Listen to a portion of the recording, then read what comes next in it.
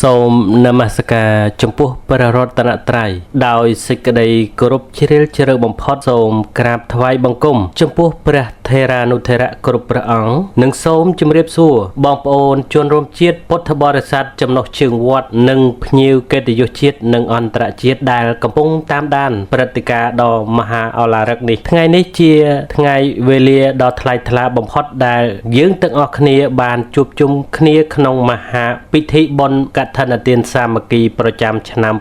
2025ដែលជាពុទ្ធានុញ្ញាតដ៏សំខាន់សម្រាប់ពិធីបុណ្យចេញវស្សាព្រឹត្តិការណ៍នេះមិនត្រឹមតែជា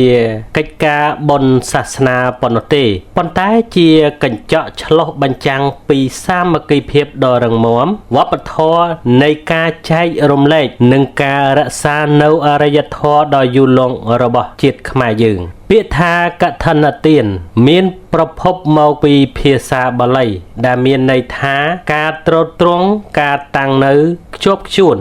ឬរឹងមាំតាមគន្លងព្រះពុទ្ធសាសនាពិធីបុណ្យកឋិនទានគឺជាការប្រគេនជីវរសម្ពត់ស្បង់ត្រៃជីវរដល់ព្រះសង្ឃដែលបានគង់ចាំព្រះវស្សាអស់រយៈពេលពេញមួយត្រីមាស3ខែចាប់ពីថ្ងៃចេញវស្សាទៅរយៈពេល1ខែគិតចាប់ពីថ្ងៃពេញបូរមីខែពេញបោខែអាសត់ដល់ថ្ងៃបូរមីខែពេញបោខែកក្កដាការប្រគេននេះផ្ដល់នៅអានិសង្ឃដ៏ខ្ពង់ខ្ពស់បំផុតដល់ទាយុទាយិកា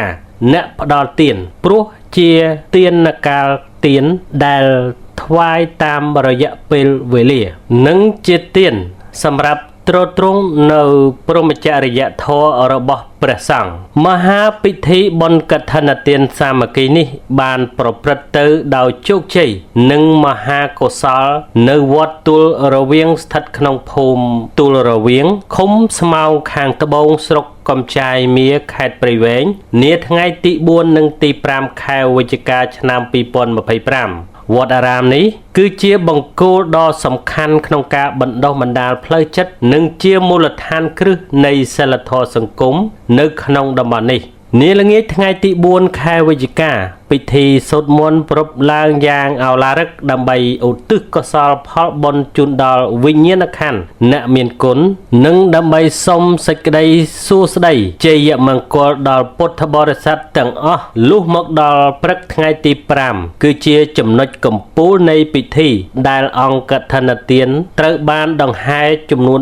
3ជុំព្រះវិហារតាមគន្លងប្រពៃណីដ៏បរិសុទ្ធមុននឹងត្រូវវេប្រគេនជូនព្រះសង្ឃដែលគង់ចាំព្រះវស្សាអស់ត្រីមាសការវេប្រគេននេះគឺដើម្បីអនុញ្ញាតឲ្យព្រះសង្ឃមានត្រៃជីវរថ្មីប្រើប្រាស់សម្រាប់តបស្នងសងគុណដល់មាតាបិតានិងរក្សាព្រះធម៌វិន័យអ្វីដែលគួរឲ្យកត់សម្គាល់បំផុតក្នុងពិធីនេះគឺការបង្ហាញនៅឧត្តមភាពនៃកម្លាំងសាមគ្គីនិងសប្បុរសធម៌អង្គកឋិនទានសរុបមានចំនួន120ត្រៃជីវរដែលជាតួលេខមួយបង្ហាញពីការបូជាដ៏ធំធេងដើម្បីទ្រទ្រង់ព្រះពុទ្ធសាសនាចំពោះបច្ច័យដែលទទួលបានគឺជាសក្ខីភាពនៃការរួបរวมរវាងពុទ្ធបរិស័ទក្នុងចំណោមបច្ច័យសរុបដែលបានមកពីពុទ្ធបរិស័ទចំណុះជើងវត្តចំនួន37លានរៀល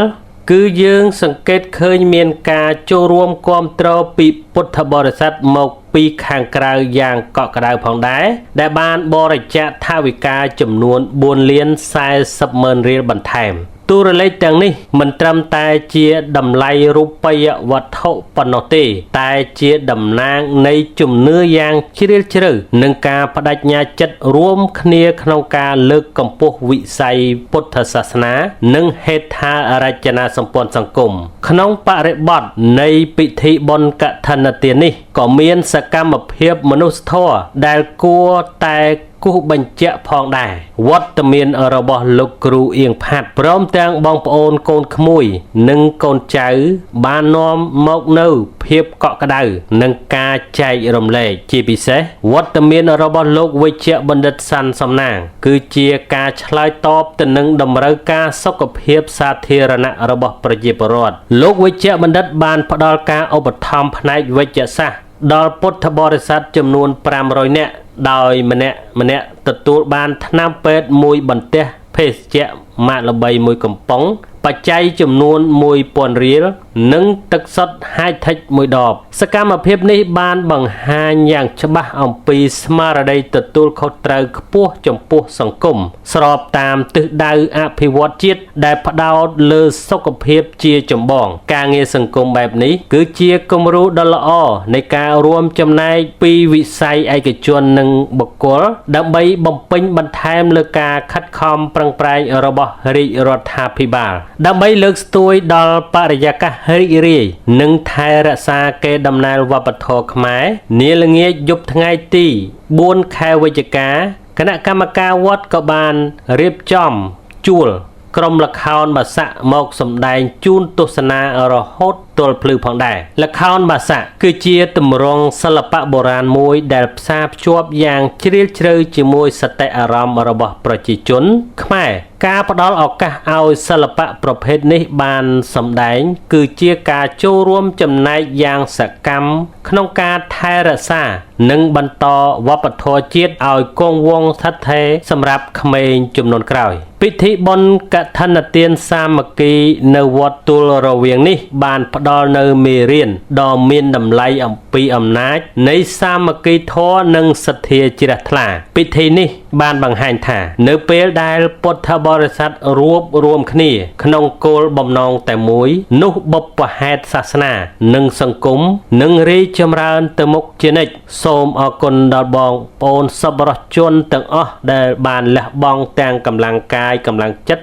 និងកម្លាំងបច្ច័យការរួមចំណែកតិចតួចរបស់បុគ្គលម្នាក់តាមរយៈសាមគ្គីភាពនិងសទ្ធាជ្រះថ្លាអាចបង្កើតបានជាផលប្រយោជន៍ដ៏មហិមាសម្រាប់ស្ថាប័នសង្គមនិងការអភិវឌ្ឍប្រកបដោយចីរភាពដូច្នេះការរក្សានៅទម្លាប់នៃការបរិច្ចាគទាំងកម្លាំងចិត្តនិងកម្លាំងប្រាជ្ញាគឺជាមូលដ្ឋានគ្រឹះនៃអរិយធម៌រីកចម្រើនសូមបួងសួងដល់គុណបុណ្យព្រះរតនត្រ័យនិងទេវតាថែរក្សាទឹកដីសូមមេត្តាប្រោះព្រំសពសាធុការពរជ័យមង្គលបវរសួស្តីជូនចំពោះលោកគ្រូអៀងផាត់ព្រមទាំងបងប្អូនកូនក្មួយលោកវេជ្ជបណ្ឌិតសាន់សំណាងគណៈកម្មការអាចារ្យវត្តនិងពុទ្ធបរិស័ទគ្រប់មជ្ឈដ្ឋានទាំងអស់ដែលបានចូលរួមចំណែកក្នុងបុណ្យកឋិនទានសាមគ្គីនេះសូមបានប្រកបដោយអាយុវណ្ណៈសុខៈពលៈនិងបដិភានៈកុំបីឃ្លៀងឃ្លាតឡើយសូមឲ្យបុណ្យកុសលដែលកើតឡើងដោយកម្លាំងសាមគ្គីនេះជួយជំរុញឲ្យសម្រេចនៅរាល់សេចក្តីប្រាថ្នាល្អនិងសេចក្តីសុខចម្រើនគ្រប់ក្រុមគ្រួសារនិរន្តរ៍រៀងទៅសូមអរគុណយើងខ្ញុំសូមបញ្ចប់ការអត្ថាធិប្បាយដោយសេចក្តីគោរពតែប៉ុណ្ណេះឯង